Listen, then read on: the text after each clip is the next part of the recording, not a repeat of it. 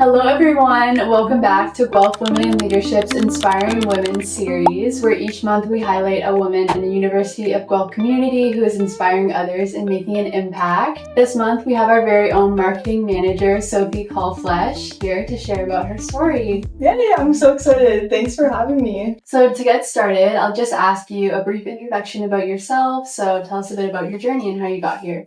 Yeah, so my name is Sophie. I'm a fourth year student here at the University of Guelph, and I'm majoring in human nutrition, and I have a marketing minor. And then here on campus, of course, I'm a part of GWIL. I'm also on the varsity women's volleyball team, and I'm also a SAM mentor for the student athlete mentorship program that the university offers. And then in my personal life, I do social media and content creation on TikTok. Awesome. Sounds like you have a very full plate. Yeah. Okay, so Sophie, can you take us back to your first year at the University of Guelph and what that transition looked like for you? Yeah, so the summer before coming to Guelph, I was super excited. I accepted my offer. I got signed to play on the volleyball team. And then exactly 1 week before I was set to move into residence, my boyfriend at the time passed away suddenly in a car accident. I won't get too much into detail about that, but I just feel like I can't tell the rest of my story without touching on that, because it changed my life completely. It changed my outlook on life, my perspective on everything. So I thought about not going to Guelph because it was such a quick turnaround. It was literally 7 days and then I was moving into residence. But I thought, no, I need to go. I need to kind of get out of my hometown.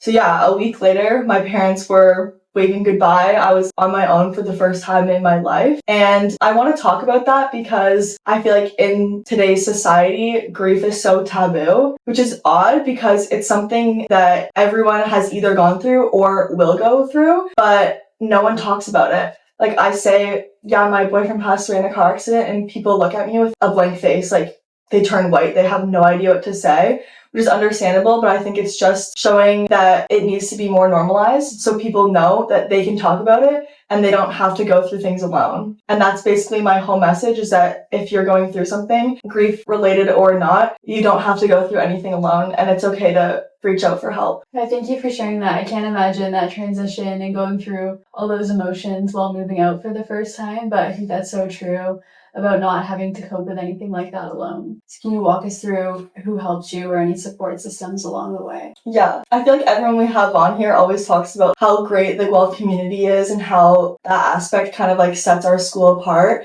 And I totally felt that, within that time. First of all, just being a part of the volleyball team, that honestly saved me. Some days I couldn't even get out of bed, but I knew I had practice at 4. I was a part of something bigger. I couldn't let my teammates down. And so that was my will to keep going. I need to get up. Volleyball practice was the best part of my day. And then I also touched on the student athlete mentorship program. So at Guelph, when you're in first year and you're an athlete, you get paired up with an older buddy, and you talk with them every week about academic things, personal, social, and they're just kind of there to help the transition. And so my mentor at the time was Sydney. She helped me so much, and I have 2 sisters, so moving away from school, she was my new big sister. And so I have her to thank a lot. And then I also started going to therapy at Student Wellness. I had never been to therapy before, and it honestly changed my life. My therapist that I got in first year, I still see her today. And so I built this long relationship with her, and that's fully covered by the school. So I just felt so supported by the school. And yeah, back to my message, if you're going through something, you don't have to do it alone. Many support systems that you can lean on, especially here at the school. That's great. Yeah, that's awesome that you were able to connect with so many really important people along the way and from the university and have those supports. Yeah, for sure. Okay, now I want to switch gears a little bit and talk about your social media journey. So walk me through that and how that started. Yeah, so like I said, I am a human nutrition major, so I love everything food and nutrition. And so around second year, I kind of started taking it more seriously and posting on TikTok. And I just fell in love with editing. And I also just really believe that nutrition and eating healthy doesn't have to be complicated. So on TikTok, I kind of post what I eat in a day as a varsity athlete, easy recipes, simple meal ideas, things like that. And then, yeah, around like second year, it picked up a bit more. And I've gotten the opportunity to work with over 20 brands. One of my biggest sponsorships that I love is Factor Meals Canada. I love them so much. I worked with Skims, I worked with Walmart, I worked with Flourish Pancake Mix, Pizza. So I've just gotten so many opportunities. Like as volleyball player, I can't do co-op. People have these opportunities to like get work experience. And I felt like I didn't really have that. And so almost like making my personal brand is like a way of like gaining that experience without having the co-op. Awesome. That's so cool that you've had those opportunities and the ways to kind of supplement for a co-op and build that experiential learning. So what's your advice to people who might want to start social media but don't really know where to start? I have two things. Kind of at the beginning, because I was posting recipe content, I was like, oh, like I don't have a white counter and an aesthetic house and whatever. I was kind of thinking like all these reasons why it wouldn't work out for me. And it sounds cheesy, but you are the only you. So yeah, I don't have the white countertops, but I have all these aspects that like no one else has. I'm a nutrition student. I'm also a volleyball player and I work remote and I've done this and that. And you just have to think of yourself in the same way. It's not oversaturated because you're not there and you bring all the intersections of your personality, bring something new. So people always say like, oh, it's so oversaturated, like I'm just posting the same thing.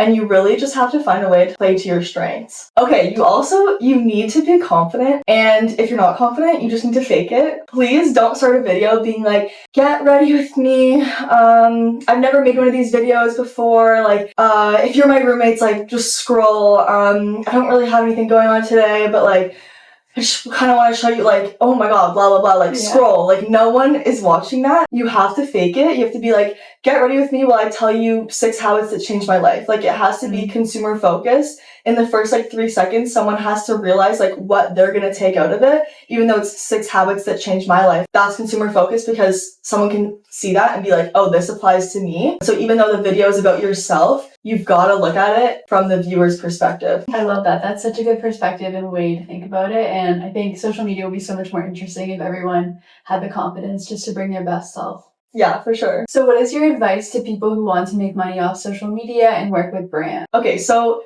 brands are paying for your audience. So some people say that you don't need to niche down, but I believe if you're talking to everyone, you're talking to nobody. So if you are a creator and all you post about is pizza, you make pizza, you love pizza, that's all you talk about, then a pizza company is going to love working with you because they know every single one of your followers is interested in pizza. Companies pay thousands to put ads on billboards, but why wouldn't they pay you thousands when you have this extremely niche down audience? That's what they're paying access for. That's what makes social media so unique to traditional advertising. So that's my 2 cents. Okay, so Sophie, as you're closing in on your 4th year of university, what's one piece of advice you would offer to other first-year students? I think definitely it would just be to put yourself out there and try something new. When I started social media, I didn't think that it would lead me in other directions, but I feel like doing that is like a big reason why I got